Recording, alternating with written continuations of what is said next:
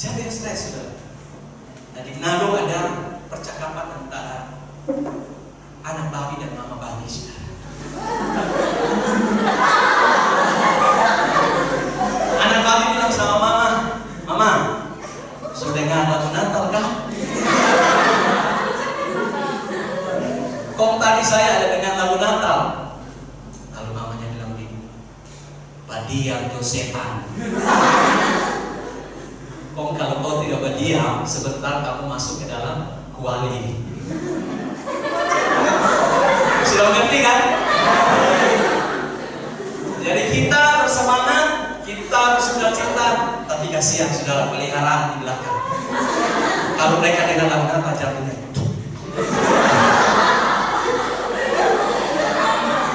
Karena sebentar lagi saudara mereka korbannya.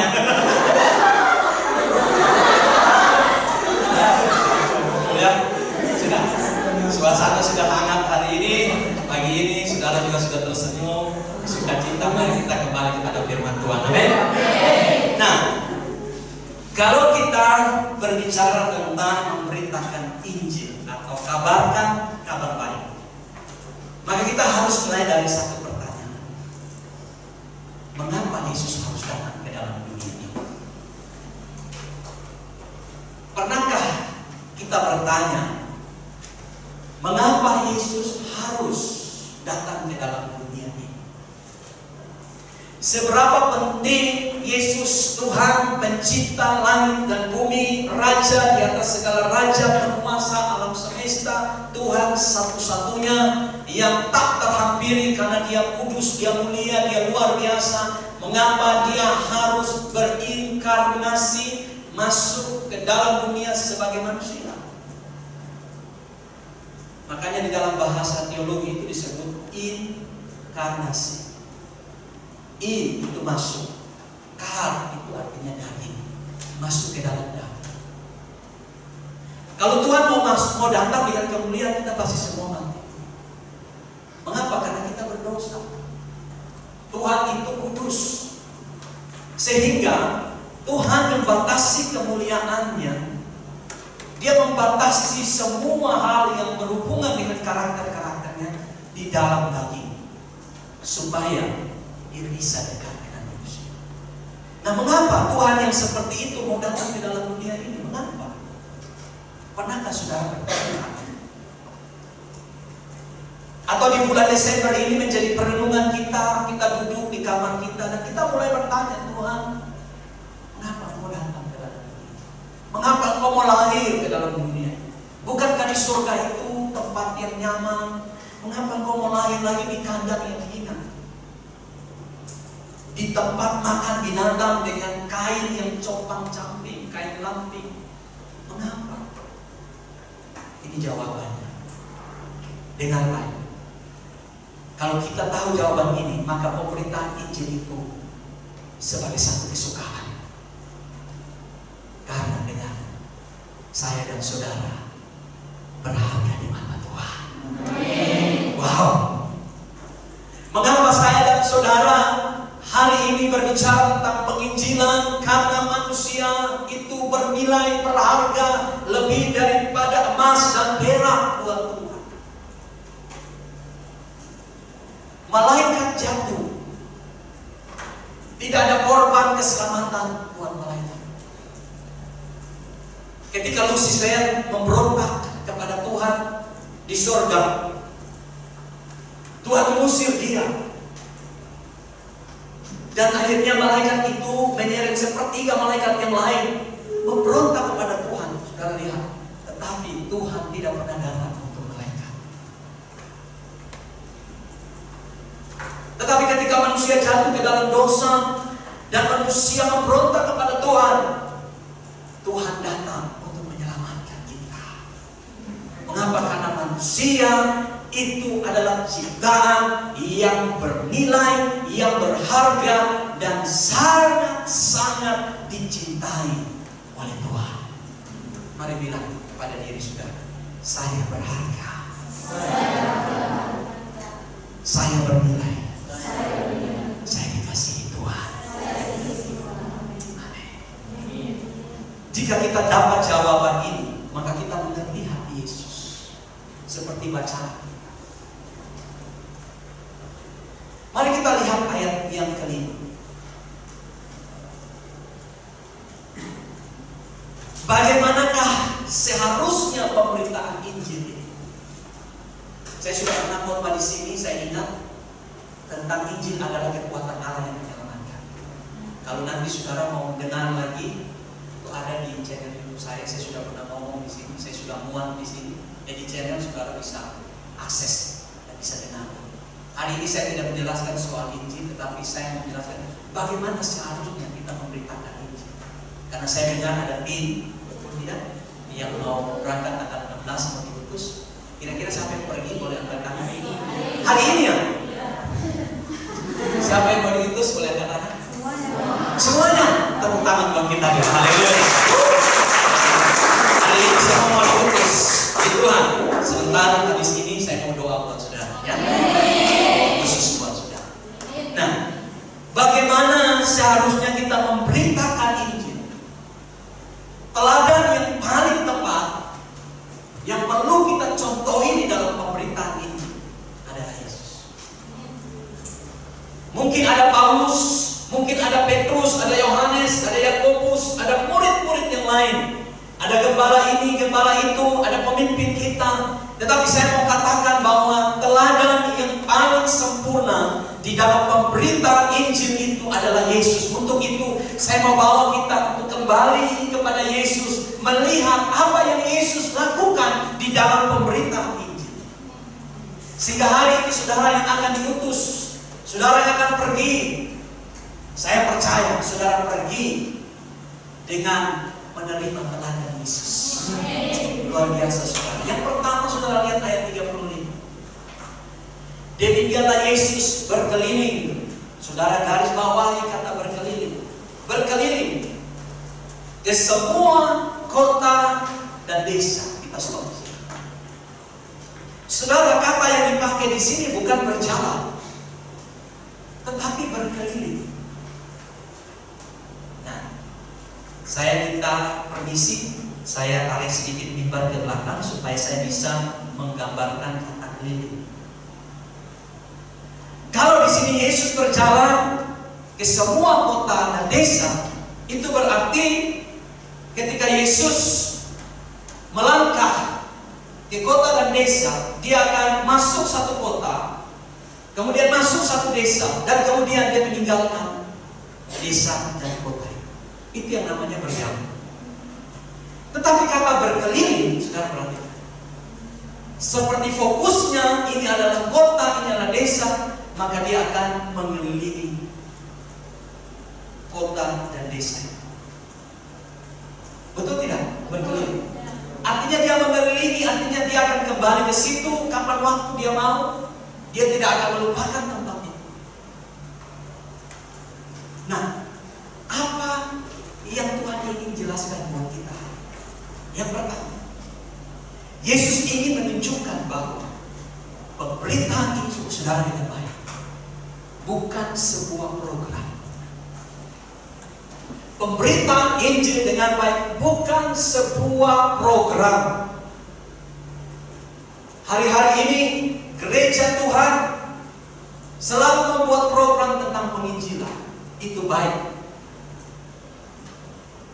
Gereja Tuhan mencanangkan akhir tahun atau liburan, kita semua jemaat atau hamba-hamba Tuhan pergi ke satu kota atau desa untuk memberitakan Injil. Saudara, Yesus tidak menjadikan pemberitaan itu program. Halo, saudara bisa dengar ini? Amin. Tetapi Yesus menjadikan pemberitaan Injil itu ini dia, yaitu gaya hidup atau lifestyle. Wow. Mengapa saudara? Kalau saudara baca seluruh Injil, kata yang sama, Yesus berkeliling dari satu desa ke kota atau dari kota ke desa. Itu menunjukkan bahwa Yesus punya gaya hidup hanya untuk memberitakan Injil. Saudara, saya bersyukur karena di tempat ini kita kita semua dilatih untuk memberitakan Injil. Tapi jangan sampai itu hanya sebuah program. Yang habis program itu maka habis juga kerinduan kita untuk memberitakan Injil. Tunggu lagi tahun depan. Pemberitaan Injil itu saudara harus menjadi lifestyle, gaya hidup. Artinya saudara, ketika Yesus inside, Yesus di dalam kita, di dalam saudara, di dalam saya, maka mau tidak mau, yang kita keluarkan itu adalah Yesus.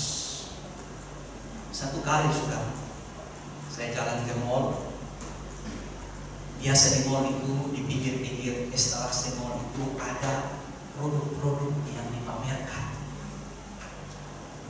Jadi satu kali saya jalan di situ, ada produk yang kalau adik-adik lihat itu produk untuk mengurut.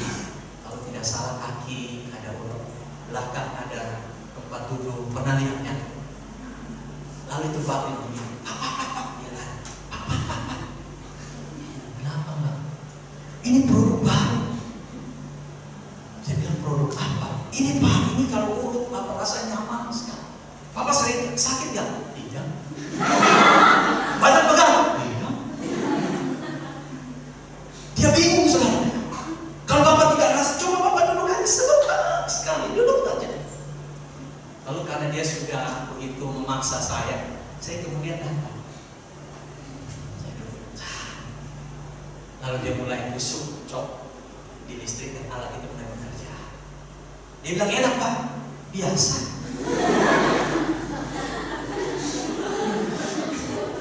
Lalu saya bilang begini, Mbak, sudah lama kerja di sini? Udah Pak, berapa tahun? Sekitar 5 tahun. Wow, lama sekali. Lalu dalam hati saya memuji dia.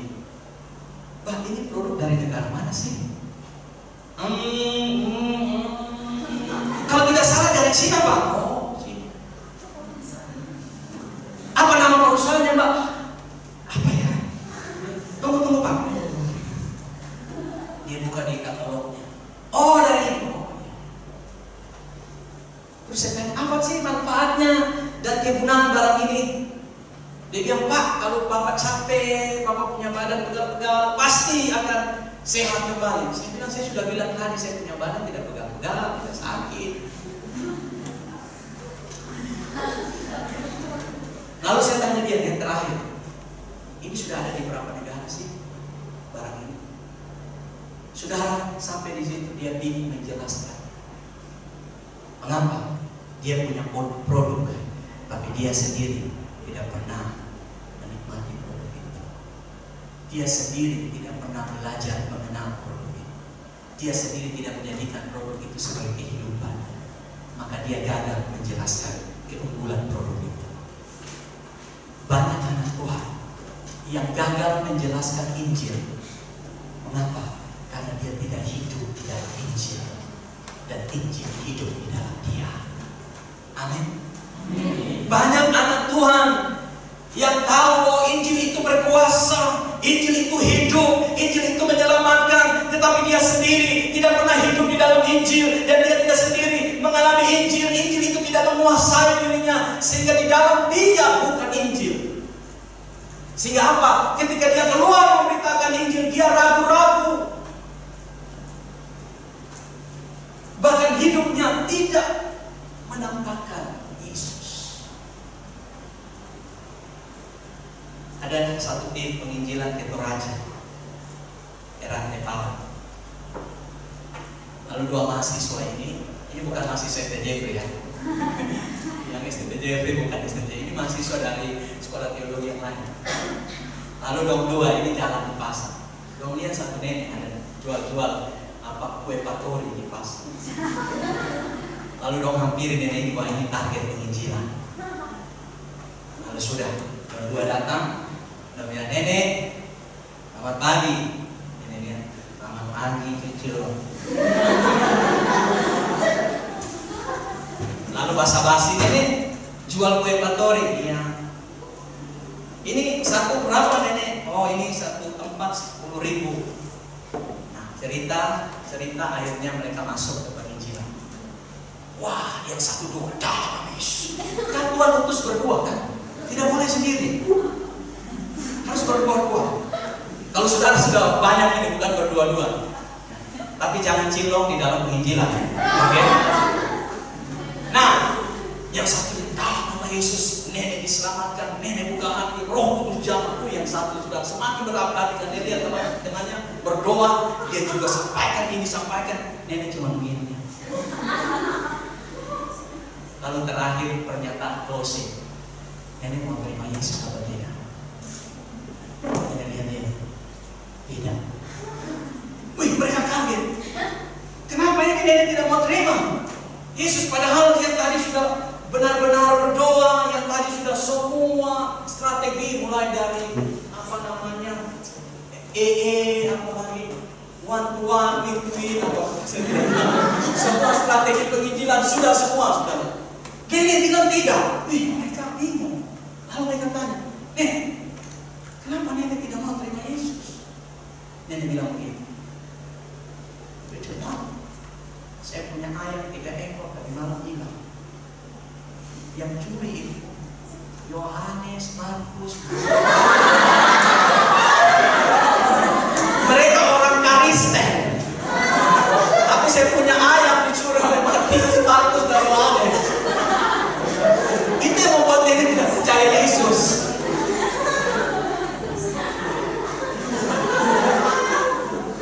Itulah saudara. Kalau kita pergi memberitakan Injil dan kita tidak hidup di dalam Injil, saudara, orang sudah bosan untuk dengar tentang Injil.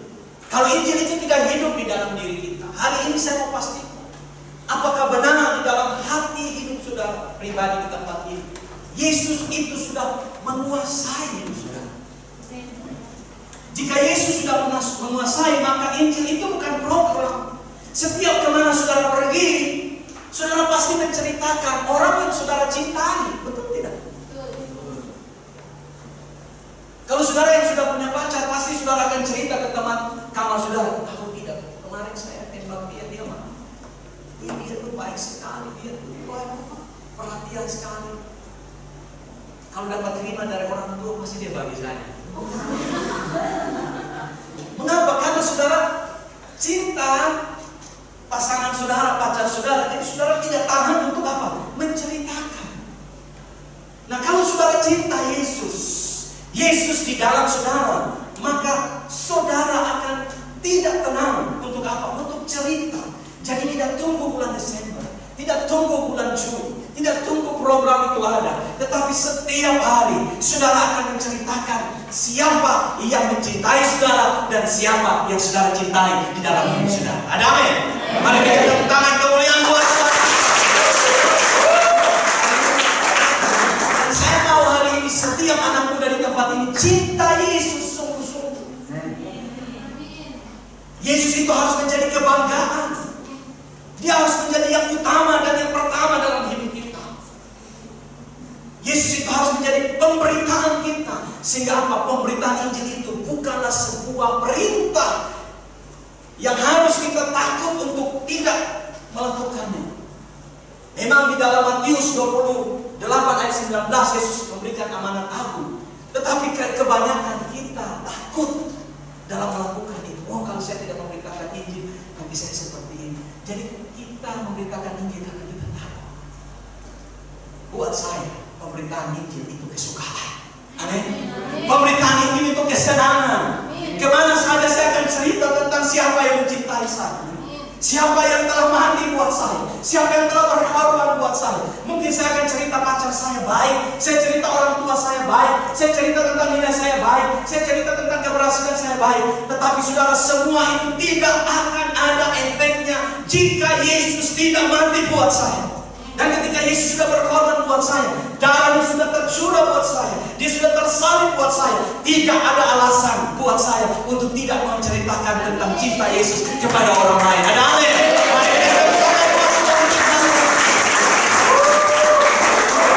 Saudara, mari jadikan pemberitaan Injil seperti gaya ini. Yesus setiap hari keliling memberitakan. Mungkin saudara berpikir, bagaimana saya di asrama bisa memberitakan Injil? Saudara, saya tidak tahu di sini pegang HP setiap hari atau satu hari di dalam seminggu. 2 jam. Nah, kalau 2 jam pakai, jangan statusnya galau bodoh. Sepinya, di mana dirimu berada sayang? Statusnya status galau. Jadikanlah media sosial sebagai pemerintahan Injil. Amin. Tulislah di sana bahwa Yesus sudah baik, Yesus sudah mati, Yesus segala-galanya, agar teman-teman saudara yang mungkin hari itu sedang di dalam kekecewaan, sedang dalam keadaan putus asa, depresi, dan mau bunuh diri mungkin, ketika dia baca status saudara, dia akhirnya dijawab putus, dan dia akhirnya bertobat. Saudara, pemerintahan Injil sudah luas. Mungkin saudara tidak datang ke tempat itu, tapi lewat media sosial saudara, baik itu Facebook, Instagram, apapun itu yang namanya media sosial, saudara bisa memberitakan Injil. Amin. Jangan status galau, gegana, dan merana di situ. Amin. Statusnya itu harus yang punya berita yang pasti buat kehidupan ini, karena banyak orang sedang menuju kebinasaan. Kemudian yang kedua, kita lihat ini yang sangat penting juga, ayat yang ke-36. Melihat orang banyak itu. Siapa orang banyak ini? Saudara bisa lihat di kalimat terakhir. Karena mereka lelah dan terlantar seperti domba yang tak bergembala. Orang banyak ini adalah orang-orang yang terhilang. Mereka jauh dari bimbingan rohani. Dan saudara jangan berpikir bahwa orang yang tidak ada Yesus yang terhilang. Di gereja banyak orang terhilang. Ada 2 perumpamaan saudara, anak bungsu dan anak yang sulung. Kadang kita berpikir anak bungsu yang berdosa, yang terhilang. Oh, dia dapat warisan, dia pergi ke negeri yang jauh, dia jual semua warisannya, kemudian dia berfoya-foya. Setelah dia melarat, dia bertobat, dia datang kepada bapaknya dan bapaknya terima. Seringkali kita berfokus kepada anak yang bungsu. Ternyata anak yang sulung juga terhilang di rumah bapaknya sendiri. Ketika dia lihat bapaknya sayang adiknya yang telah menghambur-hamburkan uang, dan kembali bapaknya kasih dia baju, jubah, kasih dia cincin, sepatu, pestakan dia. Yang sulung bilang begini juga, saya yang tiap hari di rumah bapak tidak pernah bapak kasih 1 ekor binatang pun untuk saya bersukaria dengan teman-teman saya. Tetapi baru saja datang orang anak bapak yang berdosa ini, bapak buat yang luar biasa. Ternyata saudara, dia ada di rumah bapaknya, tapi dia tidak sadar bahwa semua yang bapaknya punya adalah miliknya. Dia terhilang. Banyak orang Kristen yang ada di gereja tapi terhilang. Saudara, banyak anak Tuhan yang di gereja, banyak anak-anak muda yang hari-hari ini terlibat seks bebas, terlibat narkoba, terlibat pergaulan yang tidak memuliakan Tuhan, jatuh bangun terus di dalam dosa. Mereka orang-orang yang terhilang. Karena kita berpikir, oh ada di jauh sana yang belum dengar Yesus, belum hidup, tetapi justru di tengah-tengah kita itu ada orang yang terhilang. Makanya di awal saya bilang, gaya hidup itu penting. Supaya ketika kita tidak memberitakan Injil, tapi orang lihat hidup kita, orang jatuh cinta dengan Yesus. Dede Francisca, kalau ngomongnya, wih, kayak surga itu datang. Jangan saudara Karisten. Tiap hari itu, Yesus baik, haleluya. Tapi kalau di luar, kita lihat setan kalau dia ngomong. Kita lihat neraka.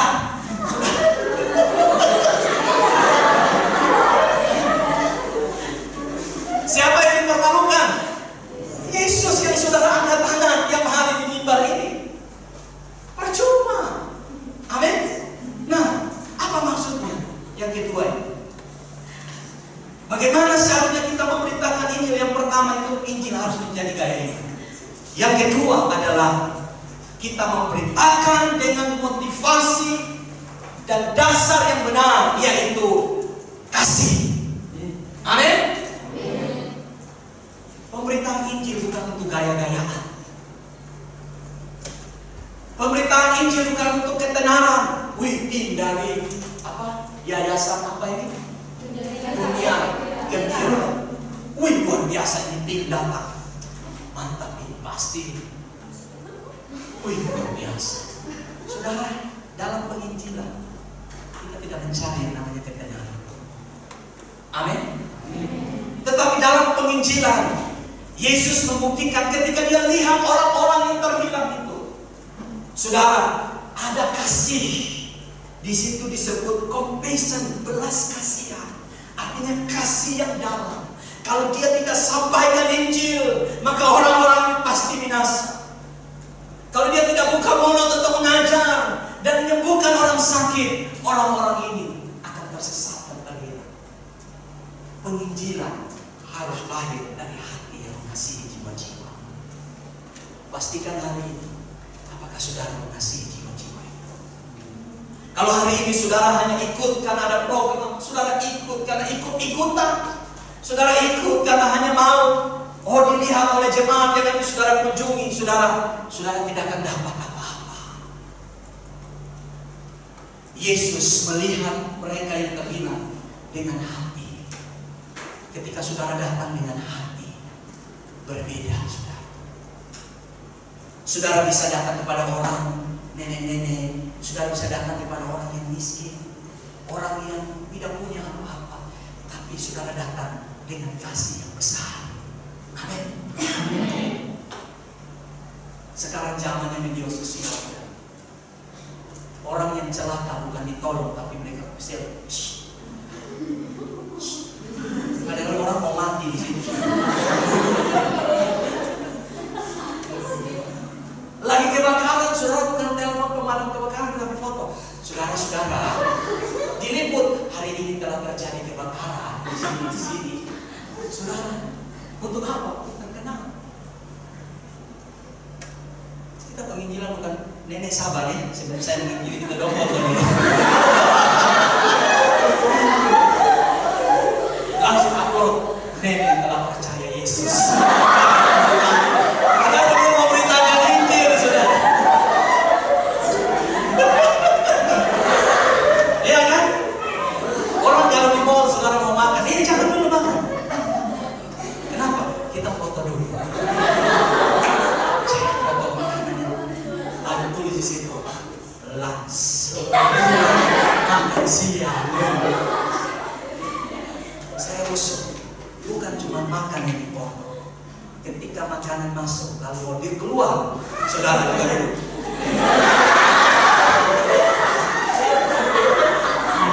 Kalau saudara tulis bersyukur karena apa yang masuk bisa keluar. Betul tidak? Saya mau tanya saudara, kalau masuk tidak keluar-keluar, apa yang terjadi? Iya, makanya Tuhan ciptakan ada masuk, ada keluar. Ada pintu depan, pintu belakang. Ya. Kalau masuk terus, kalau saudara foto masuk terus, kita tunggu kapan keluarnya, Bu. Betul juga waktu saudara kerjakan tugas negara, bilang ini saatnya untuk melaksanakan tugas negara, saya akan mengeluarkan semua yang tidak perlu.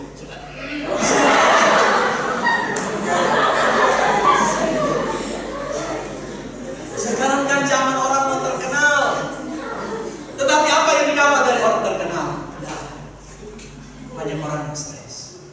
Banyak orang yang bunuh diri. Dapat fans, dapat follower, dapat like yang banyak. Untuk apa? Semua itu. Saudara, dunia egois hari-hari. Sedikit orang yang mengasihi jiwa-jiwa. Yang penting mereka rasa sudah selamat, ya sudah, terima kasih Tuhan.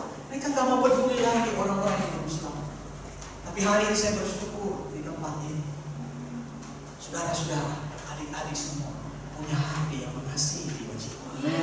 Mari kita berikan tepuk tangan yang kemuliaan.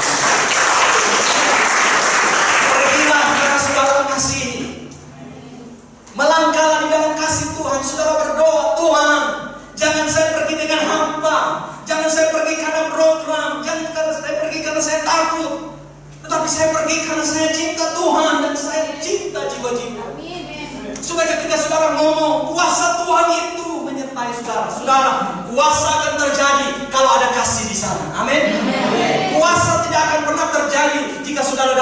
kesombongan. Tapi kuasa akan terjadi ketika Tuhan lihat ada kasih yang sungguh-sungguh saudara lakukan di dalam pelayanan. Di mana ada kasih, di situ ada glory, di situ ada mujizat. Mari pergi dengan kasih Tuhan. Saudara yang tahu hati saudara dengan Tuhan, mulai bertanya, Tuhan, apakah saya mengasihi jiwa-jiwa? Kalau tidak, tambahkan kasih saya. Makanya murid-murid rela martir. Saudara tahu martir? Mati yang tidak sebagaimana seharusnya. Ada yang digergaji, ada yang dimasukkan ke dalam minyak yang panas, ada yang disalibkan. Mereka rela mati. Kenapa? Karena kasih mereka kepada Tuhan dan kasih mereka kepada jiwa-jiwa. Saya rindu kasih yang sama ada hari ini. Yang terakhir, saudara, mari kita lihat ayat yang ke-37. Maka katanya kepada murid-muridnya, tuaian memang banyak, tetapi pekerja sedikit. Karena itu, saudara lihat, mintalah kepada Tuhan. Saudara garis bawahi kata Tuhan yang mempunyai tuaian, supaya Ia mengirimkan pekerja-pekerja untuk tuaian itu. Saudara, penginjilan, bagaimana seharusnya kita menginjil? Kita harus punya satu pemahaman. Penginjilan itu adalah pekerjaan Tuhan. Di sini dikatakan bahwa mintalah kepada Tuhan yang mempunyai tuaian. Saudara jangan takut. Kepada siapa saudara memberitakan Injil, saudara jangan takut. Karena ketika saudara sudah berinisiatif, saudara sudah menyusun program, saudara sudah mendoakan, maka percayalah bahwa ketika saudara pergi, Tuhan sudah siapkan tuaian untuk saudara tuaian. Amin. Artinya tuaian itu milik Tuhan. Pekerjaan pemberitaan Injil milik Tuhan. Untuk itu dengan baik kita mendapat resources, kita mendapat sumber daya, kita mendapat pembelaan, kita mendapat kuasa, kita mendapat penyertaan dari yang mempunyai pekerjaan itu. Kalau ini cuma pekerjaan Bapak dan Ibu di tempat ini, Bapak dan Ibu mungkin tidak menyertai saudara sampai ke tempat penginjilan. Amin. Tapi hari ini kita tahu bahwa pekerjaan ini milik Tuhan, dan Yesus berkata bahwa Dia Immanuel. Kata Immanuel itu artinya Allah menyertai kita. Artinya ketika saudara melangkah dari Makassar berjalan menuju tempat pelayanan, Tuhan tidak hanya stay di Makassar, tapi Tuhan menyertai perjalanan saudara. Tuhan ada bersama dengan saudara di dalam pelayanan itu. Mengapa? Karena saudara sedang melakukan pekerjaannya. Dia bela apa yang saudara lakukan, Dia sertai apa yang saudara lakukan, dan Dia pasti buat mujizat. Ketika saudara mendoakan orang sakit pasti disembuhkan oleh Tuhan. Amin. Bukan pendeta besar saja yang punya karunia bisa menyembuhkan. Tetapi firman Tuhan katakan Tuhan terbuka pemberitaan Injil dengan tanda-tanda mujizat. Amin. Orang yang pergi yang lihat mujizat Tuhan. Jangan takut jika ada orang yang buta, tempel saja tangan di mata saudara, di matanya saudara. Dalam nama Yesus sembuh. Saudara kenapa ragu? Amin. Tidak usah ragu. Imanku kecil.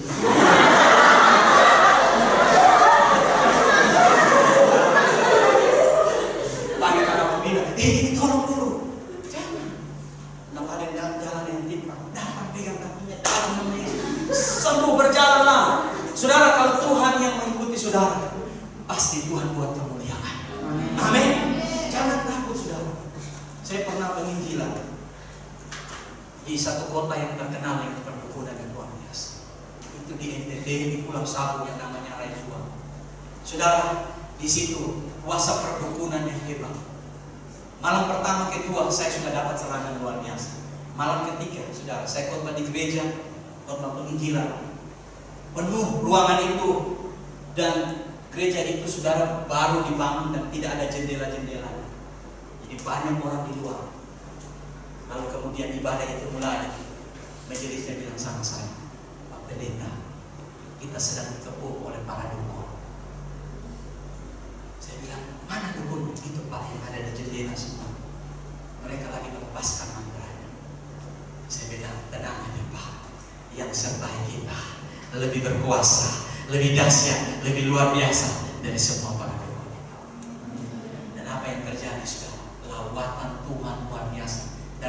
sampai depan semua orang akhirnya berlutut di kaki Tuhan. Mereka menangis, mereka melepaskan dari semua kepahitan mereka. Mereka berlari kepada Yesus dan dipulihkan. Ilmu-ilmu setan itu dihancurkan oleh Tuhan.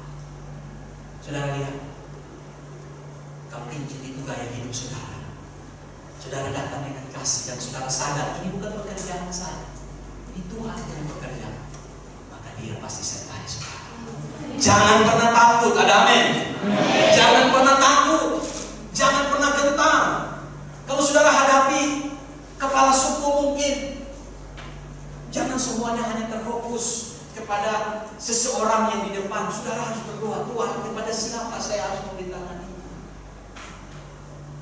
Kalau saudara hadapi dengan kepala suku, saudara masih kecil, saudara sama ini kepala suku, punya ilmu, jangan. Ada Yesus lebih besar di dalam diri saudara. Amin. Datang kepadanya.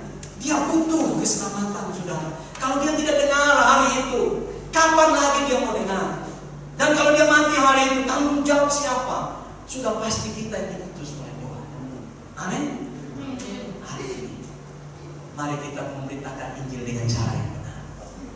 Jadikanlah Injil itu gaya hidup saudara. Apa yang saudara katakan, itulah saudara hidupi. Orang bisa lihat Yesus dalam hidup saudara. Begini saudara, saya paham begini. Yesus sudah di surga. Bagaimana orang bisa lihat Yesus? Yesus mau pinjam hidup saudara.